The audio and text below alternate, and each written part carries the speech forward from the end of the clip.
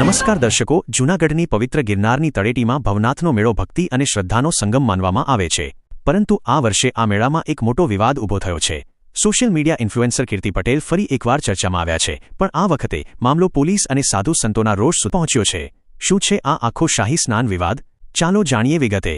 મહાશિવરાત્રિના મેળાનું સૌથી મોટું આકર્ષણ એટલે રવેડી અને સાધુ સંતોનું શાહી સ્નાન. પરંપરા મુજબ ભવનાથના પવિત્ર મૃગીકુંડમાં માત્ર પંચદશનામ જૂના અખાડાના સાધુ સંતો જ સ્નાન કરી શકે છે, પરંતુ કીર્તિ પટેલે ભગવો વેશ ધારણ કર્યો અને સાધુ સંતોની સાથે મૃગીકુંડમાં ઉતરી શાહી સ્નાન કર્યું. એટલું જ નહીં, કીર્તિ પટેલે આ સ્નાન કરતી વખતના વિડીયો અને ફોટા પણ સોશિયલ મીડિયા પર શેર કર્યા, જેનાથી વિવાદની જ્વાળા ભભૂકી ઉઠી છે. આ ઘટનાની જાણ થતાં જ ગિરનારના સાધુ સંતોમાં ભારે રોષ જોવા મળી રહ્યો છે.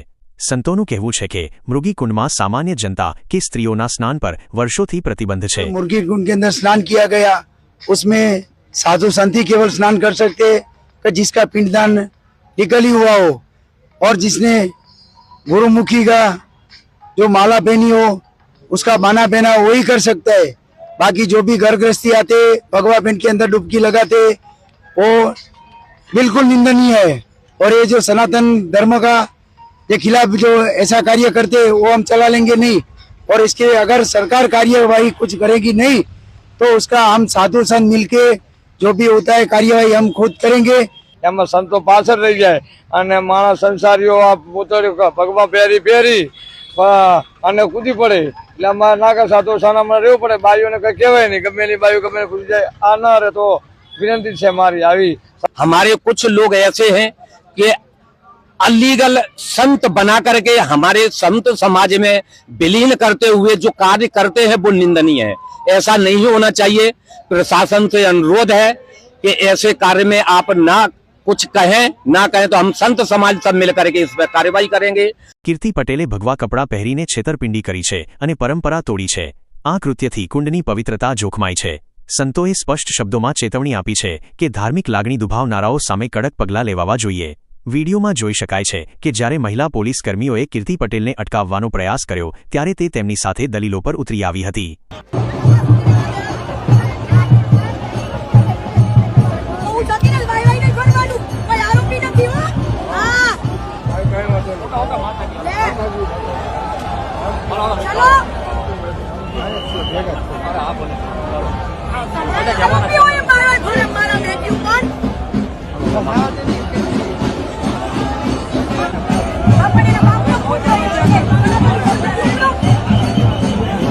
કીર્તિ પટેલે પોલીસને કહ્યું કે હું કોઈ ગુનેગાર નથી. જો કે મામલો બિચકતા જૂનાગઢ પોલીસે કીર્તિ પટેલ વિરુદ્ધ ગુનો નોંધ્યો છે. તેના પર સરકારી ફરજમાં રૂકાવટ અને શાંતિ ભંગ કરવા બદલ FIR દાખલ કરવામાં આવી છે. અગાઉ પણ કીર્તિ પટેલ અનેક વિવાદોમાં રહી ચૂકી છે, પરંતુ આ વખતે ધાર્મિક મર્યાદાનો મુદ્દો હોવાથી મામલો ગંભીર બન્યો છે. શું સોશિયલ મીડિયા પર લોકપ્રિયતા મેળવવા માટે ધાર્મિક પરંપરાઓ સાથે ચેડા કરવા યોગ્ય છે? આ સવાલ અત્યારે આખા ગુજરાતમાં ચર્ચાઈ રહ્યો છે. એક તરફ શ્રદ્ધા છે અને બીજી તરફ કાયદો. હવે જોવાનું એ રહેશે કે પોલીસ આ મામલે કેવા કડક પગલાં લે છે. તમારું શું માનવું છે? શું કીર્તિ પટેલે પરંપરાનો ભંગ કર્યો છે? કોમેન્ટમાં અમને જરૂર જણાવશો. વિડીયો ગમ્યો હોય તો લાઇક કરો અને શેર કરો.